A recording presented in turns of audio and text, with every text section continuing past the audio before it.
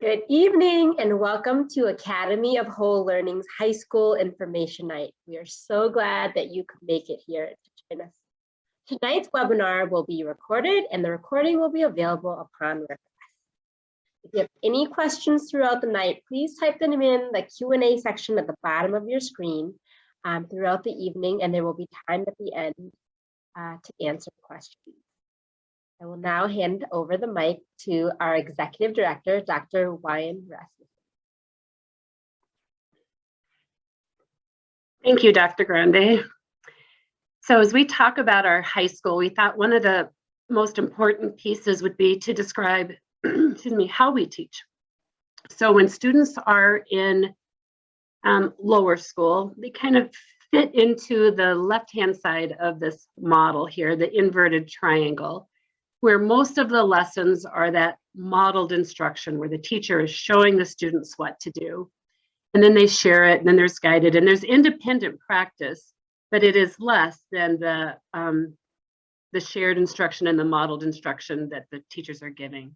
And then as we reach into middle school, we try to equal those out. And as we get into high school, we are more on the traditional triangle here. It starts with that red teach, where the teacher may do it for just a short bit and then do it together, but the majority of the time is spent on collaborative teaching and the students doing independent work. It's part of our whole model of gradual release. In fact, some teachers, depending on the subject, do all the collaborative and independent work. It's all primarily right there. They don't tell them how to do it even at the beginning. So we want our parents of our high schoolers to know that we are actively working towards independent learning from the moment they start in the school.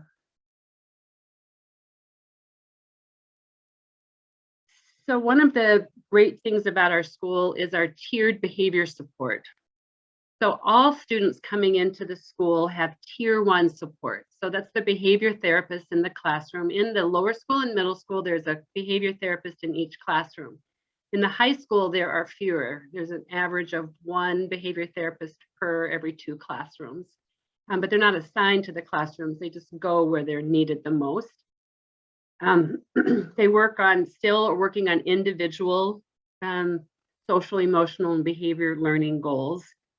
And as we have in the lower school and middle school, we have social skills classes that are taught to every student. Moving up into tier 2, once students are in high school, those social skills classes are taught in pull-out classes as the teachers and the behavior therapists determine who is in need of which types of skills. Also in tier 2, we're able to provide up to 3 hours of one-to-one behavior support per week.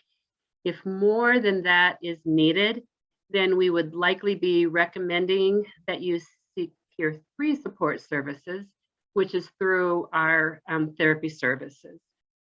Let me see, we also in that tier 2, that's when we begin to do those intervention plans, work specifically with students on their individual goals. Again, if it's more than 3 hours per week, we're likely going to ask you to work with our clinic because we'd like to give that support. We just give it through the clinic. It becomes medically necessary at that point.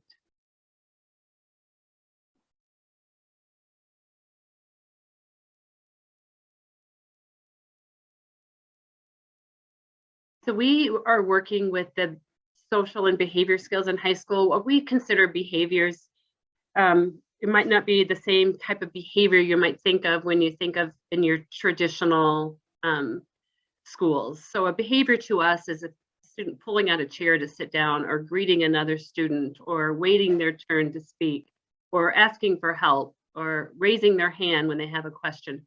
Those are all adaptive skills, and we're trying to teach those kind of behavior skills in the high school. Again, we've been working on this since lower school, if your students have been here since then.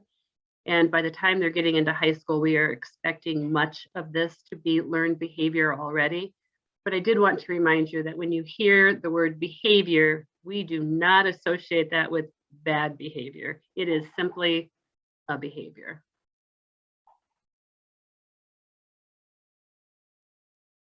I'm going to ask Mickey, who is our student support specialist, if she would go over the graduation requirements. Yeah, so moving more into the academic side of things, I get to talk more about what I do later on in the presentation, but for graduation requirements at AOWL, they are designed to line up with the Minnesota state graduation requirements. So 4 credits of language arts, 3 of math, 4 science and social studies, 1 for art, and 7 for electives or special credits. And credits are broken down over the year by semester. So a year-long course would typically earn 1 credit towards whichever category it falls into. And a semester-long course then would earn a student 1/2 of a credit. And our new career and technical exploration classes that I'll turn over to Anita to explain in a minute, those will be able to take the place of some of the more traditional high school courses and count for credits in some of these categories. And how these align with these requirements, that is a conversation that we can be having with families at meetings that I'll be offering throughout the school year. So I'm going to turn over to Anita to kind of discuss some of those career and technical exploration classes. Thank you, Mickey. All right. So first I wanted to just go over just our high school courses in general. So we provide foundational math and reading classes at students' instructional level.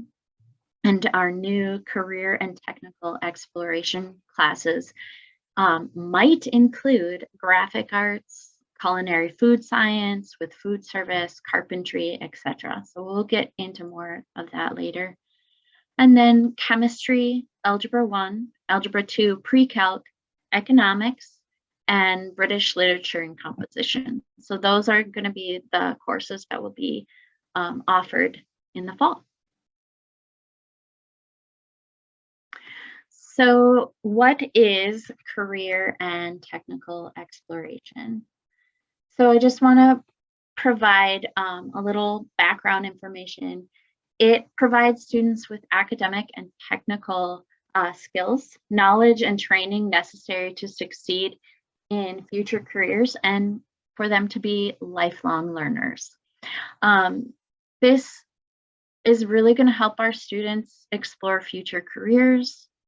We are basing them off of teacher and student interest areas, providing the students hands-on experience.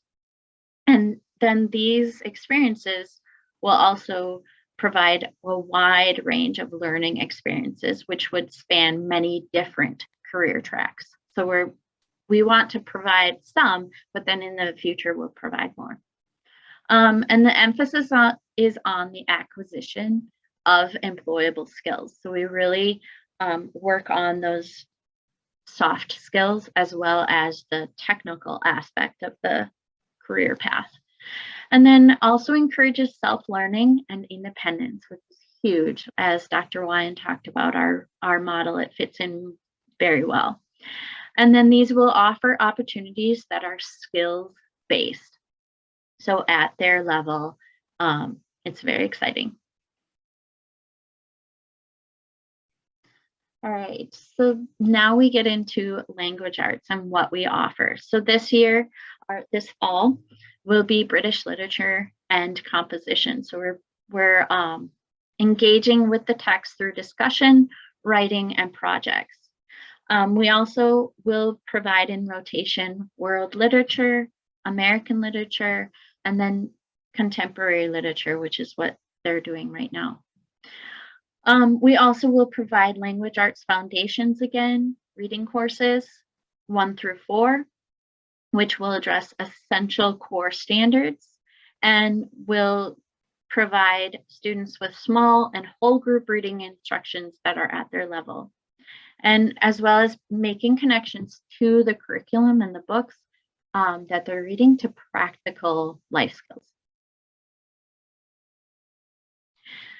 So in math, we have math foundations, which is again that application to life skills real world thinking, Algebra 1 and Algebra 2 and pre-calculus.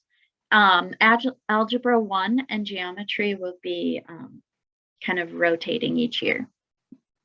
And then our higher math courses will be offered through Edgenuity, which now they are called Imagine Learning. And then in our rotations, we provide a blended learning approach, just like in lower school and middle school. And we use Khan Academy, the teacher does, with some independent and guided instruction. So now we move into science. What will be offered this fall will be chemistry. So study of how chemicals combine, interact, and change. They just finished, or they're just finishing biology, so that moves down in the rotation. And we will also be providing earth and space science and physical science in subsequent years.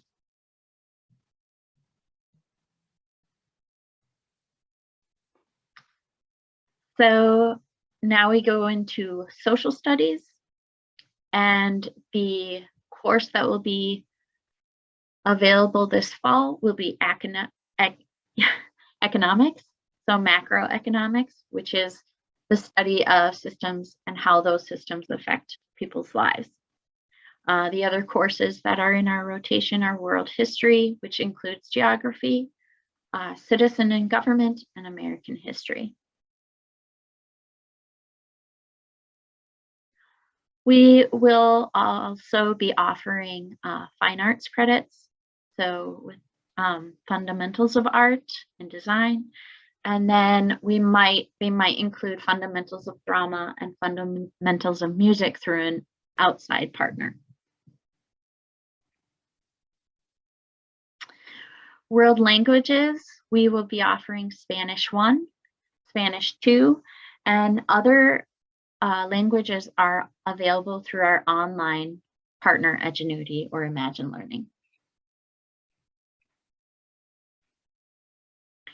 So in a little information about our formal and informal assessments. We use, this is new, we have some students in the school using this, but we also use this in the clinic. It is the AFLS, which is the assessment of functional life skills. And then Common Core assessment, which is based on the Common Core standards. Key Math, which is breaking down the core domains of math standards. And then STAR 360, again, is an online assessment it's just kind of like a dipstick. We kind of do that in the beginning, winter, and the spring. And then our Fontes and Pinnell is a reading assessment where it works on, we're looking at fluency and comprehension. So if you are in the lower school, or if you were in the lower school and middle school, you already are familiar with Key Math, STAR 360, and the Fontes and Pinnell. A little bit about informal assessments that may be based on the curriculum that the teachers are using. These are informal, and they have pre and post assessments that are based on each of the units. So they're making sure that the student is mastering the standards, and then they're ready to go on.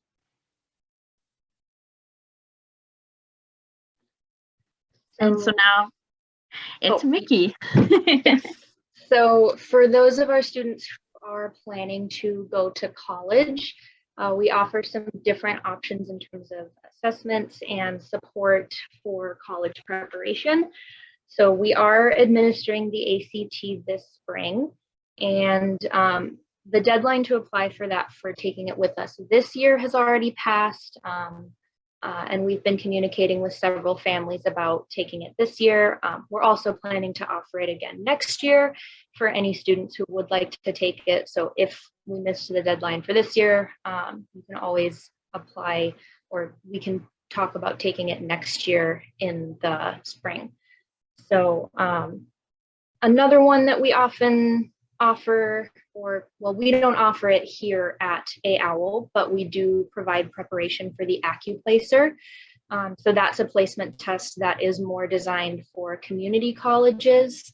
And even though we don't offer it at AOWL, we do, through some of the math classes, we give students practice for the test. And that would need to be taken at a testing center or a local community college. And that's a process that I am happy to walk parents through, finding a testing location and all of those things.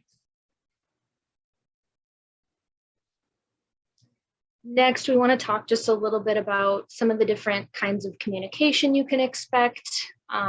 So Google Classroom, this is pretty much across the board at, for middle school and high school, we use Google Classroom to assign materials and assignments.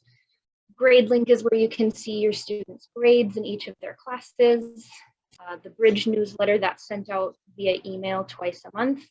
That contains information about upcoming events and other school updates.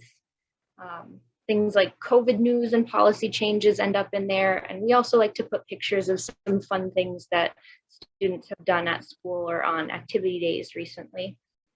The conference forms are sent out in October around the time of fall conferences.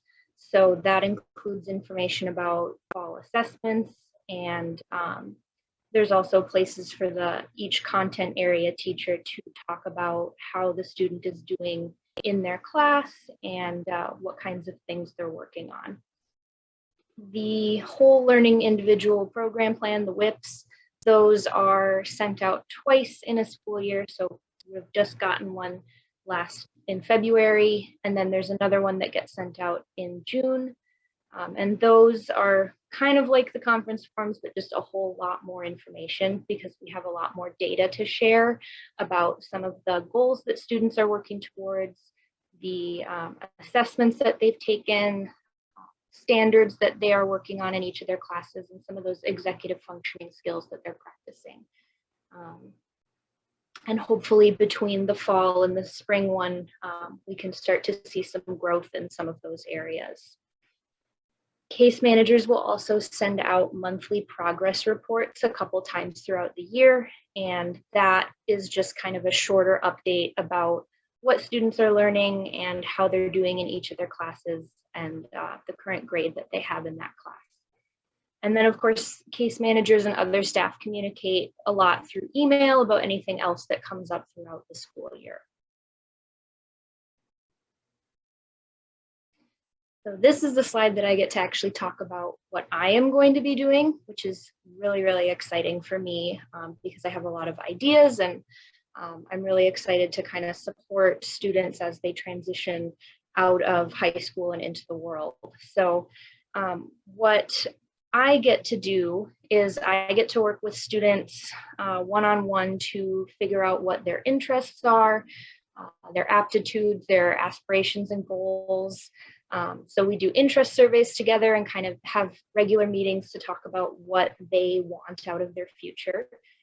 I work with parents and students, their teachers and other staff to make personalized education and transition plans, as well as vocational learning plans. So these all are supposed to address kind of the specific needs that each student and family has for their future. I also will be helping with work experiences and career exploration opportunities, and kind of figuring out some of those soft skills and social skills that they need in the workplace. Like, how do we have conversations with coworkers? How do we interact with the boss? How do we respond to feedback?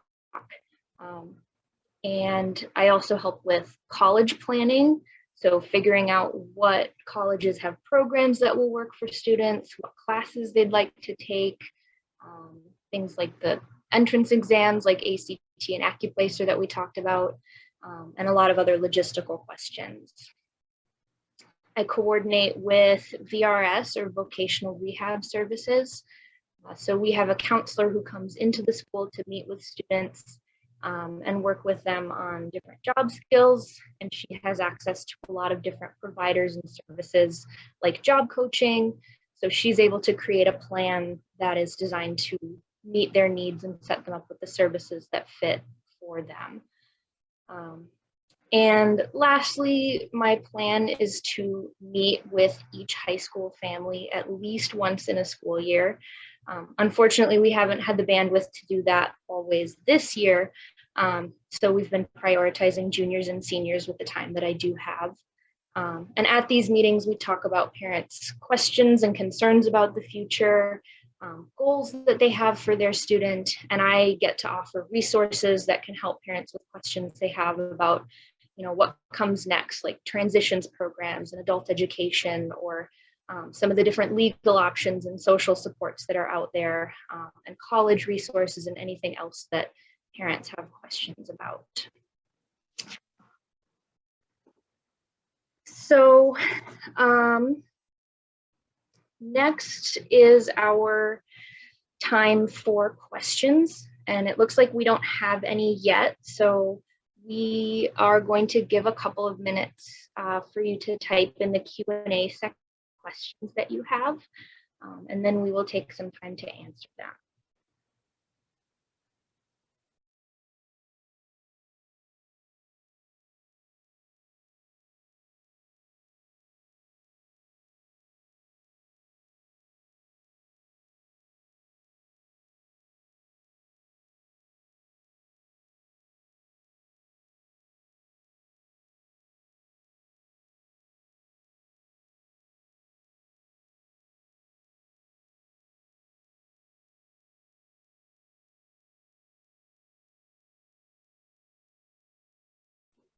We have a question.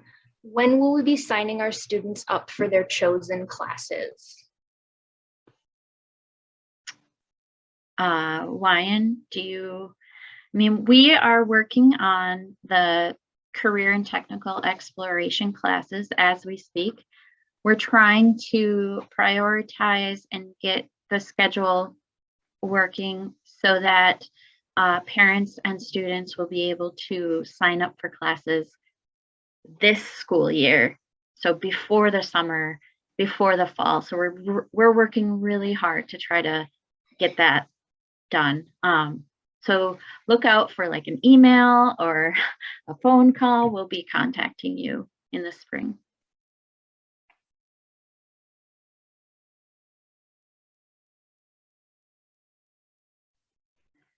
The sign up will likely look like a Google Forms survey where you'll see all the classes that are offered, and then you'll get to select 5 of those classes.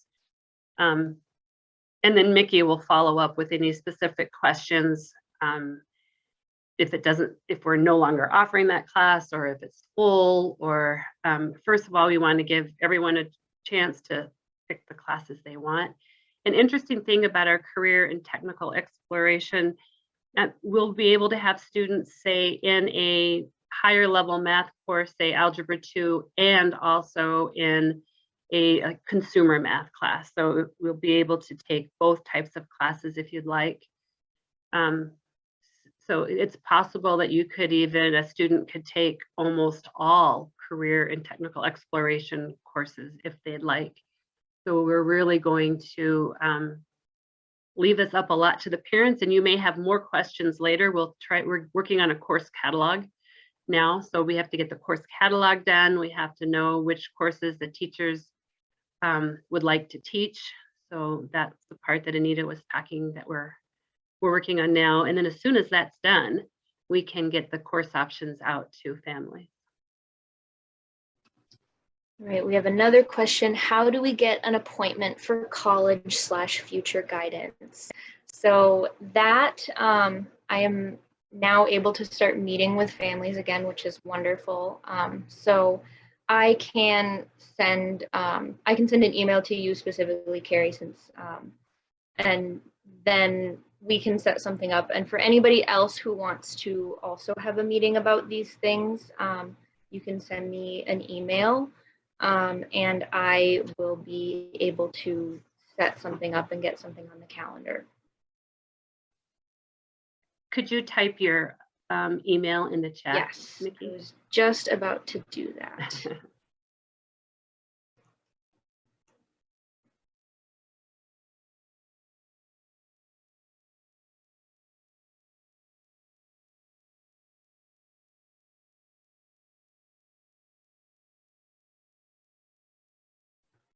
All right, so I've just put my email in the chat for anyone who would like to meet and talk about the future or college preparation or anything like that. We have another question, wondering whether AOWL does social events we think of as high school rites of passage like prom. I would love to bring prom. Sign me up. Yes, we do hope to. We have always had a school dance that until COVID hit. That's when the school dance kind of went by the wayside. But we do plan on bringing that back. When we were small, it was a K-12. So now we want to bring it to be high school and to make it more formal. So yes, that is a plan that we have. And as far as other social events, one of the most important parts of our school was, until COVID, the in vivo learning, where we have two parts of that, where we do community-based instructions, where it's more of a traditional field trip, say teachers take their kids on classes out on explorations during school. And then we have experientials, which is where we set up opportunities for kids to be social together after school. And that parents aren't allowed. So our staff go on these trips. We review the expectations, behavior, again, you know, how to order at a restaurant, how to watch a play. You start with some simple things when they're in lower school, and we've done some miniature golf outings in middle school. We've done movies in a restaurant. We've gone to plays. We have plans to have have a hotel outing as well. So we are planning on pulling that. That's going to start again next year, and we are excited about that part. Right, another question, even if we help our student pick their classes for next year, is there someone who checks to make sure they have enough credits to graduate and the correct categories? Specifically asking since I'll have a senior next year. So yes, there is someone who does that. That someone is me. I am going through and making a list of everybody, all the students and what their credits look like. And especially as they get on towards senior year, I'm making sure that they are on track.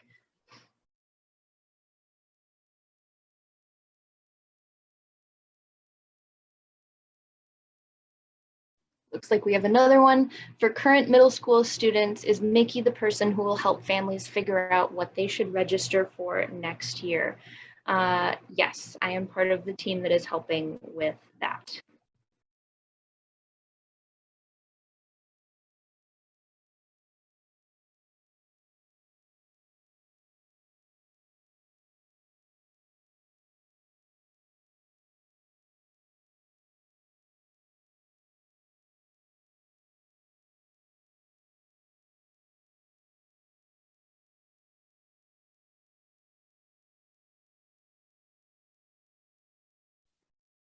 Well, thank you all very much for attending. If you think of a question later, you can send it out to office@aowl.org. And again, if you would like this whole presentation, we can send that out to you as well. Again, that's office@aowl.org. So thank you for coming tonight.